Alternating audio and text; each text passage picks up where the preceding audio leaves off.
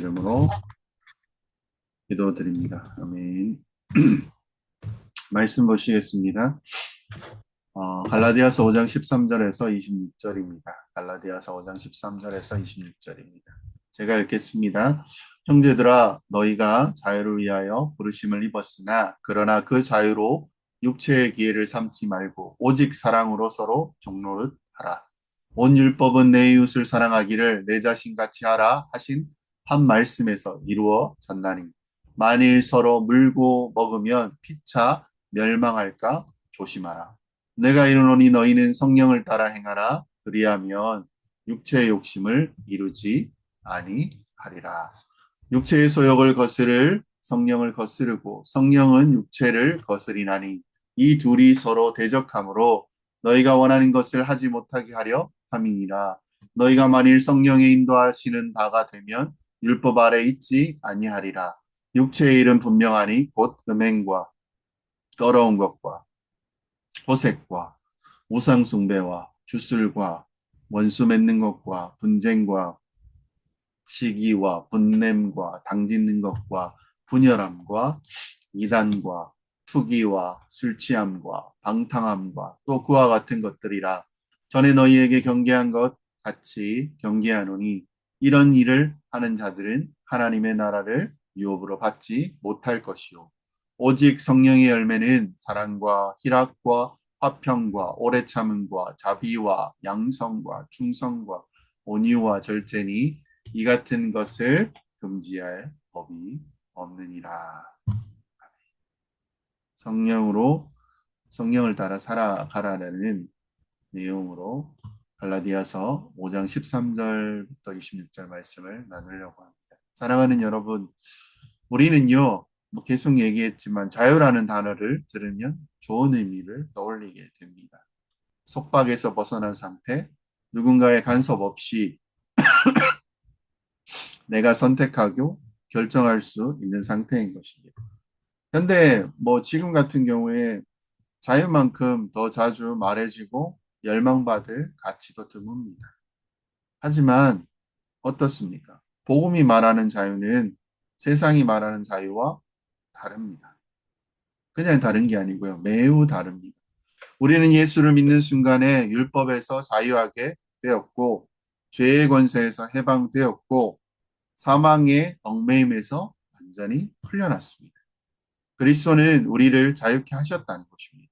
근데 문제는 그 다음이죠. 이 자유를 우리는 어떻게 사용하는가입니다. 어떤 사람은 복음을 오해하죠. 자유를 얻었으니 이제 내 마음대로 살아도 되는 거 아니냐고 생각합니다. 무슨 일을 해도 내 했던 마음이나 생각이 죄가 아니라고 합니다. 구원파의 교리와 맞닿아 있습니다. 근데 복음은 이렇게 말합니다. 너희가 자유를 얻었으니 이제 사랑의 종이 되어라.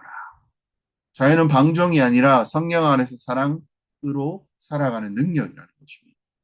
우리에게 복음으로 주어진 자유를 어떻게 누려야 할 것이냐를 바울은 이야기합니다. 그것이 또 어떻게 예수 그리스도의 십자가와 하나님 나라를 또 보여주는지를 우리는 또 생각해야 할 것입니다.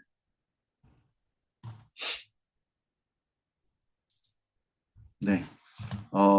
참된 자유의 의미는 무엇일까요? 우리는 자유를 좋아하죠.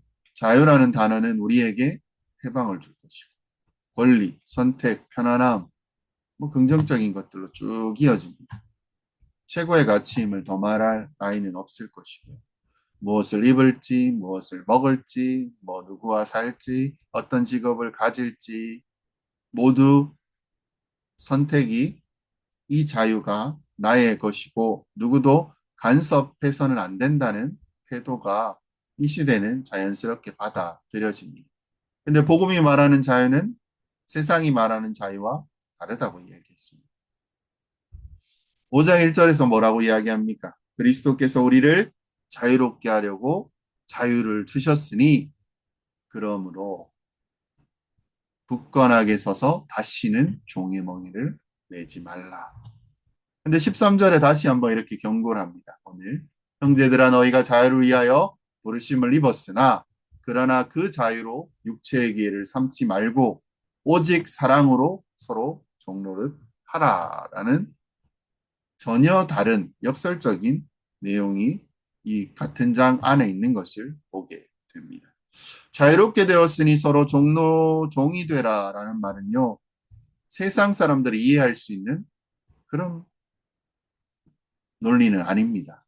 이것은요, 복음의 논리입니다.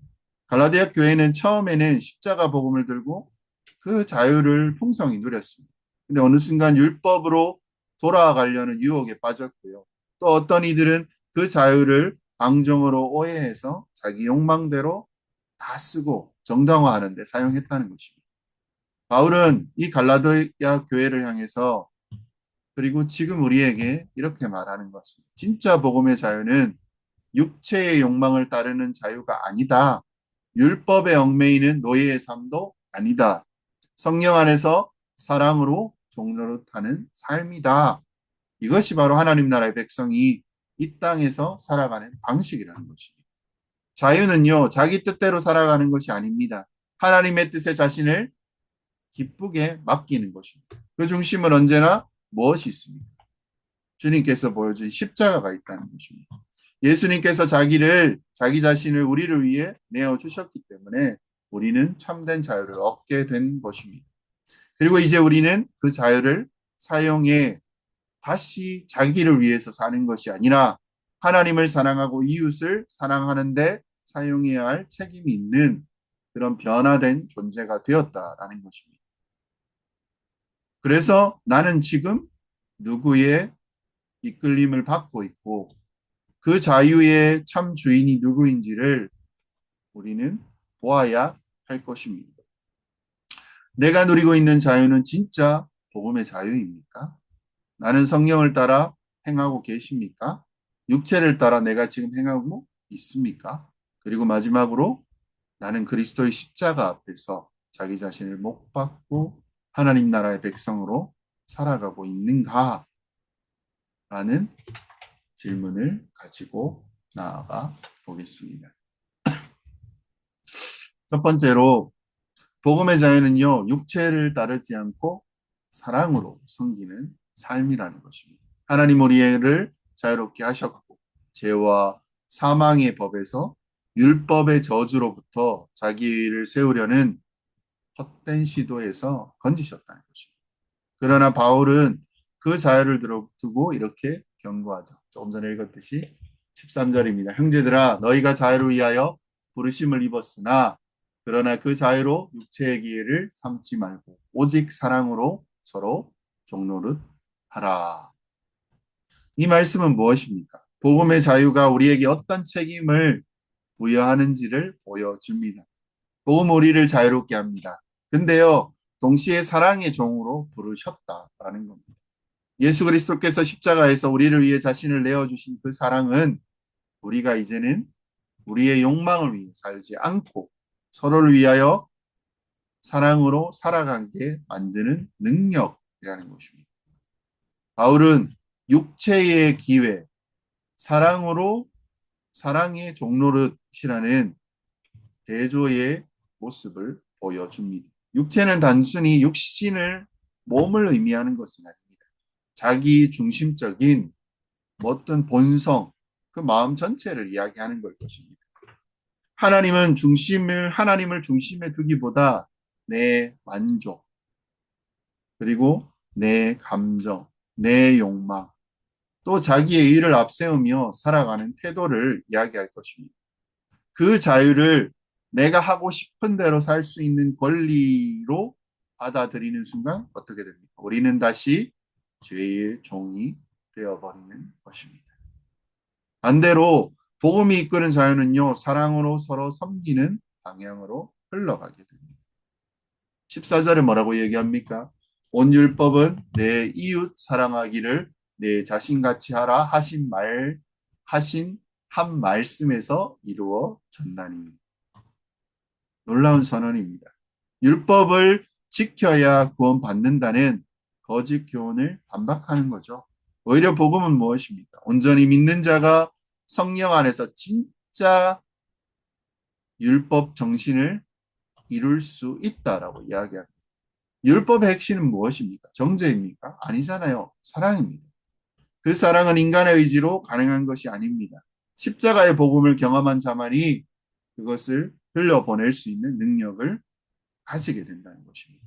반대로 갈라디아 교회 안에서 율법과 육체에 사로잡힌 말다툼과 분쟁이 있었다는 것입니다. 그것이 무엇입니까? 15절에 만일 서로 물고 먹으면 피차 멸망할까 조심하라는 율법주의 교회가 공동체 안에 어떤 파괴적인 상황과 열매를 가져오는지를 보여줍니다. 율법은 외적인 열심을 강조하고 자기의 의를 기준을 삼아 남을 정죄하게 만든다는 것입니다. 근데 복음은 자신이 먼저 용서받은 죄인임을 고백하게 만든다는 것입니다. 그 은혜를 따라 다른 이를 감싸고 섬기는 삶으로 이끌어갑니다. 그래서 복음은 단지 죄 사함에서 머물지 않습니다. 하나님 나라를 살아가는 방식 전체, 인생의 삶의 걸음 자체를 다 바꾸는 능력이라는 것입니다. 하나님 나라는 억지로 순종하는 것이 아니라 십자가의 은혜로, 사랑으로 기꺼이 섬기는 자들이 다스리는 나라입니다. 복음이 주는 자유는 방종이 아닙니다. 오직 사랑의 길밖에 없습니다. 그 사랑은요, 성령께서 우리의 마음을 새롭게 하실 때만 가능한 열매라는 것입니다. 그래서 우리는 날마다 물어봐야 돼요. 그리고 우리는 또 하나님 앞에 고백해야 돼요.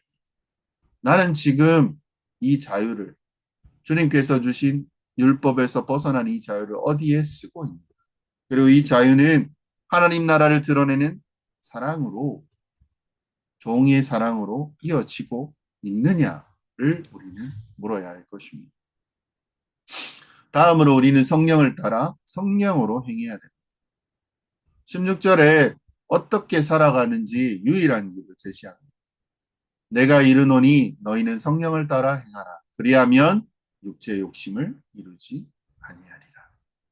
성령을 따라 산다는 말은요, 뭐 영적인 어떤 그냥 이끌림, 그냥 마음, 느낌 이런 것은 아닐 것입니다. 그건 당연하죠. 이것은 내 삶의 주도권을 내 자아에서 성령께로 넘기는 삶의 태도를 의미합니다. 예수님의 십자가를 통해서요, 자유를 얻은 우리는 이제 성령의 인도하심 아래서 하나님의 뜻을 따라 살아가는 삶으로 부르심을 받았습니다.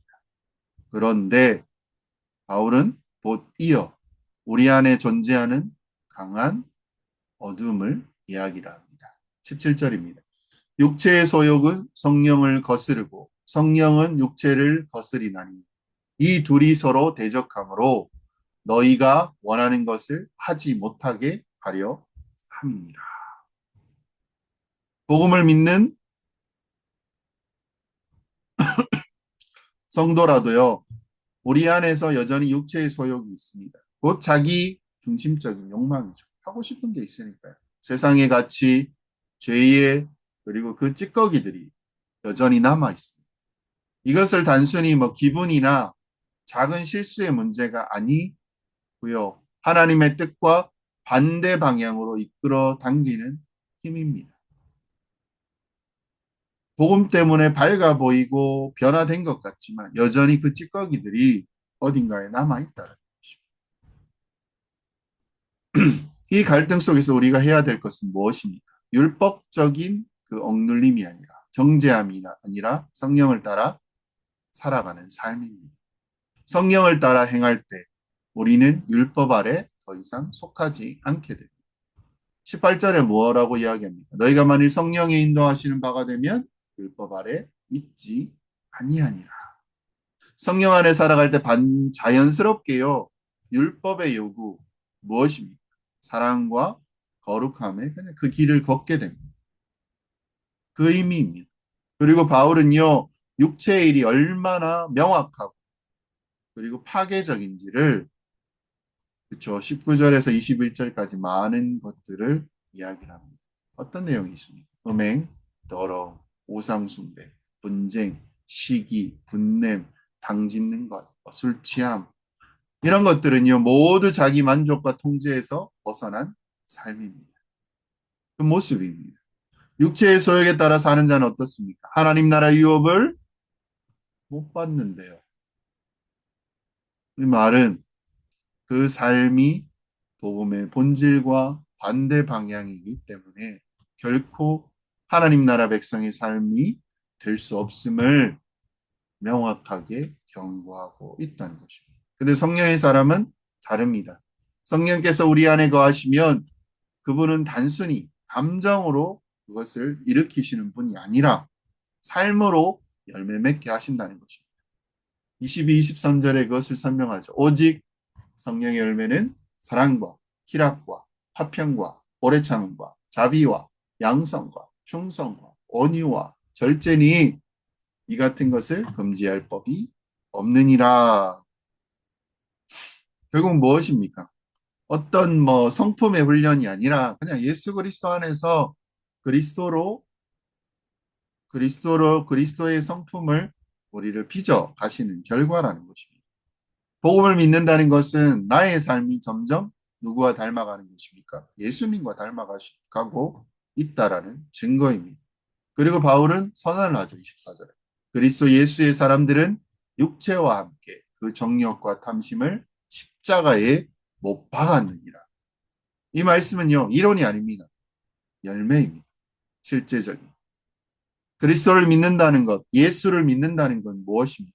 내 옛 자아, 옛 욕망, 옛 주인, 나라는 존재를요, 십자가에 못 박았다는 고백입니다. 이제 우리는요, 새로운 주인, 그리고 새로운 생명으로, 새로운 능력으로 살아가는 사람이 되었습니다. 새로운 피조물이라는 말을 쓰죠. 그 중심에 성령이 이끄심을 따르려는 순종이 있어야 안에 있습니다. 결국 우리가 성령을 따라 행한다는 것은요, 하나님 나라의 백성으로서 십자가의 복음의 삶으로 살아낸다라는 것입니다. 성령의 열매는 사랑의 공동체를 세우는 기초입니다. 기반입니다. 그 열매를 통해서 세상은 하나님 나라가 이 땅 가운데 어떻게 임했는지 보여주고 있다라는 것입니다. 그래서 이제는 어떻게 해야 됩니까? 십자가에 나를 못 박아야 됩니다. 그리고 누구를 따라 살죠? 성령을 따라 살아가는 하나님의 백성이 되어야 한다는 것입니다. 성령을 따라가는 삶과 그렇지 않은 삶을 어떻게 이야기합니까? 25절에 만일 우리가 성령으로 살면 또한 성령으로 행할지니. 단순하게 하면 성령으로 이름으로 성령의 능력으로 힘으로 살아야 한다라는 권면 아닙니다. 그것은요, 복음을 믿는 자의 정체성과 우리의 삶의 전체의 방식을 선언하는 것입니다. 성령으로 살아난 자는 이제 성령의 인도하심 속에서 걸어가는 삶으로 부르심을 받았다라는 뜻입니다. 우리는 예수님의 십자가를 통해 새 생명을 얻었습니다. 그리스도께서 우리를 대신하여 십자가에 못 박으셔서 죽으셨습니다. 그래서 우리는요, 옛자가 십자가에 완전히 못 박혔습니다. 과거형입니다. 못 박힌 존재입니다. 그러므로 이제는요, 우리가 살아가는 방식. 예전처럼 내 마음대로, 내 중심에, 그리고 육체에 원하는 그 소욕대로 그 방식이 아니라 성령 안에서 새 생명으로 살아가는 방식이어야 마땅하다는 것입니다. 복음이 우리에게 가르쳐주는 새로운 삶은 명확합니다. 더 이상 내가 주인이 아닌 삶, 예수 그리스도가 주인이신 삶, 이것은요, 무슨 말입니까? 나는 죽고 예수로 사는 삶입니다. 갈라디아서 2장 20절에서 이야기하죠. 다 외우시는 구절이기도 합니다. 내가 그리스도와 함께 십자가에 못 박혔나니. 그런즉 이제는 내가 사는 것이 아니요 오직 내 안에 그리스도께서 사시는 것이라. 이제 내가 육체 가운데 사는 것은 나를 사랑하사 나를 위하여 자기 자신을 버리신 하나님의 아들을 믿는 믿음 안에서 사는 것이라. 이게 성령으로 사는 삶입니다. 이 삶은 평탄하지 않습니다. 고요하지 않습니다. 성령과 육체는요, 계속 싸웁니다. 지금 여기서도 우리도 싸우고 있습니다. 우리는 매일의 삶에서 나는 누구의 인도하심을 따르고 있는가를 물어봐야 될 것입니다. 성령의 열매는 내가 성령과 동행하고 있다는 증거이며, 육체의 열매는 다시 내가 옛 자아로 돌아가고 있다는 결과입니다. 그리고 바울은 경고하죠. 26절에 뭐라고 이야기합니까? 헛된 영광을 구하여 서로 노엽게 하거나 서로 투기하지 말지니라. 단순히 성격이 나쁜 사람에게 하는 말, 너 성격 안 좋으니까 좀 참아, 이게 아닐 것입니다. 율법적 신앙, 겉으로 의로워 보이려는 신앙, 비교와 경쟁, 자기에 빠진 신앙은 결국 어떻게 됩니까? 공동체를 깨뜨립니다. 하나님 나라를요, 그 모습을 왜곡시킨다는 것입니다. 반대로 성령을 따라 살아가는 사람은요, 늘 자기를 낮춥니다. 십자가 아래 겸손하게 걸어갑니다. 헛된 자랑을 구하지 않을 것입니다. 자기를 자랑하지 않습니다. 그 대신에 성령의 은혜를 붙들고 사랑으로 공동체를 섬기며 하나님 나라를 드러낼 뿐입니다. 결국 무엇입니까? 하나님 나라의 백성은 성령의 백성입니다. 그리고 성령의 백성은 십자가에서 자기를 못 박고 매일 삶 속에서 성령의 열매를 맺어가는 사람들입니다. 그들의 삶은요, 어찌 보면 개인적인 도덕적, 윤리 잘 지키고 착하게 살면 되지, 그것은 아닐 것입니다. 이 땅에 하나님 나라가 어떻게 드러나는지 보여주는 증거가 되어야 할 것이라는 것입니다. 여러분, 누구의 지배를 받고 계십니까? 나는 자유를, 내게 주신 자유를 어떻게 사용하고 있습니까? 예수 십자가에는요, 우리에게 죄와 율법, 사망에서의 자유를 주셨다는 것입니다. 근데요, 나는 그 자유를 내 마음대로, 내 편안함, 게으름, 내 만족, 그리고 누군가를 정죄하는데 사용하고 계시지 않습니까? 복음의 자유는 뭐라고 얘기했습니까? 종노릇 하는 게 자유라는 것입니다. 지금 나는 누구를 위해 자발적으로 섬기고 있냐라는 것입니다. 그리스도께 순종하는 것이 하나님 나라의 백성으로 살아가는 가장 온전한 삶이 누구를 섬기고 있냐는 것입니다. 아니면 오히려 누군가를 비난하거나 무시함으로써 자유를 방종으로 사용하고 있지는 않으십니다. 성령의 길을 따라 걷고 있는지, 육체의 길을 따라 걷고 있는지, 내 삶의 일상적인 반응, 감정, 선택들을 한 주 동안 돌아보게 되잖아요. 그래서 회개의 기도도 한다는 것입니다. 그래서 성령의 열매가 맺히는 길로 가고 있느냐라는 것입니다. 아니면 시기하고 분노하고 나만 잘 되면 돼. 미움, 그 육체의 일에 쉽게 휘둘리고 계십니까? 성령을 따라 산다는 것은요, 하루아침에 완성된 길이 아닙니다. 매일 주님 앞에 나와 나의 자아를 십자가에 못 박는 훈련입니다. 내 안에 맺는 열매는 무엇입니까? 사랑, 희락, 화평, 오래 참음, 자비, 양성, 충성, 온유, 절제. 이 열매는 무엇입니까? 내가 성령과 함께 동행하고 있다라는 증거입니다. 내 말과 내 행동, 관계 안에서 이 열매들이 자라고 있는지 아니면 세상의 기준과 욕망에 이끌려서 살아가며 다른 사람을 힘들게 하고 어렵게 하고 있는지 돌아보아야 할 것입니다. 예수님을 깊이 사랑하고 의지하는 사람일수록 성령의 열매는 서서히 그 가운데 맺어질 것입니다. 그래서 무엇을 이야기합니까? 한번 물어보고 싶습니다. 나는 지금 이 지배 아래서 살아가고 있느냐는 것입니다. 아니면 나에게, 아니면 육체에게, 아니면 가장 좋은 성령에게. 복음은 무엇입니까? 단지 구원의 출발점이 아니라 매일 나를 인도하고 변화시키는 능력입니다. 다시 십자가로 돌아가야 되잖아요. 그리스도의 십자가에 못 박혔던 나를 돌아보고 옛 자아를 다시 그 십자가에 못 박고 새 사람으로 거듭날 수 있는 게 우리에게 주어진 가장 큰 축복이고 은혜라는 거죠. 우리는 십자가 아래 매일 죽습니다. 성령 안에서 매일 살아갑니다. 그래야 이 땅 가운데서 하나님의 나라를 증거하는 진짜 복음의 사람으로 살 수 있다는 것입니다. 마무리하려고 합니다. 하나님 나라는요, 그 백성은요, 단지 율법에서 해방된 사람만이 아닙니다. 우리는 그리스도의 십자가로 말미암아 진짜 자유를 선물 받은 사람들입니다. 내 자유는요, 내 멋대로 살 수 있는 방종이 아닙니다. 하나님 나라 안에서 다시 살아가는 능력이라는 것입니다. 복음은 우리를 죄에서 건져냈고 율법의 저주에서 풀어주었습니다. 스스로 노력해서 하나님께 인정받으려고 한다는 이 압박에서 우리를 해방시켜 주셨다는 것입니다. 근데 그 복음은요, 우리를 그냥 두지 않습니다. 성령께서 우리 안에 거하시며 매일매일 우리를 이끌어 가신다는 겁니다.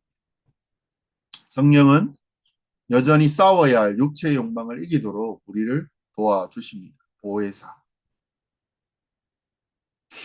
죄악의 뿌리를 드러내며 우리 안에 하나님의 성품을 닮아 가는 거룩한 열매를 맺게 하시는 것입니다. 이것이요, 갈라디아서 5장에서 그 복음의 자유가 무엇인지 보여주고 있다라는 것입니다. 그 자유는 무엇입니까? 나는 구원받았으니 이제 내 마음대로 살아도 되지 않을까는 값싼 은혜가 아닙니다. 자유는 무엇입니까? 이제 나는 내 것이 아니라 주님 것이니 기꺼이 나 자신을 십자가에 못 박고 성령을 따라 살아가겠다는 복음의 헌신을 이끌어냅니다. 그리스도 십자가 앞에서 우리는 두 길 중에 하나를 선택해야 돼.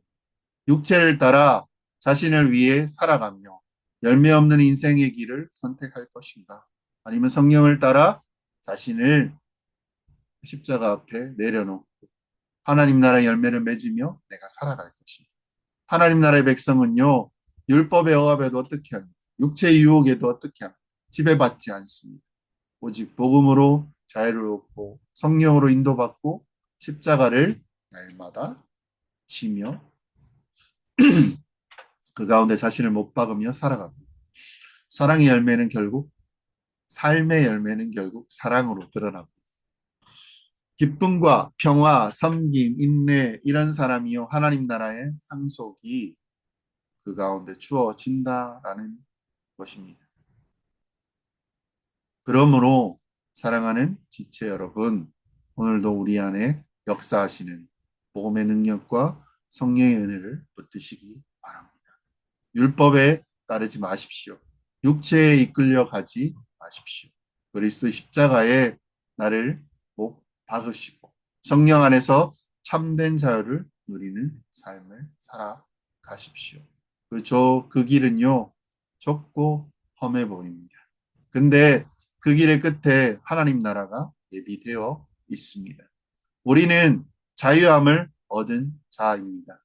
그래서 그 자유로요, 이웃을 사랑하시고 복음을 따라 성령의 열매를 맺으며 이 땅 가운데 하나님의 나라를 드러내며 그것들을 완성하는 여러분이 되시기를 주의 이름으로 축원드립니다. 기도 제목 나누겠습니다.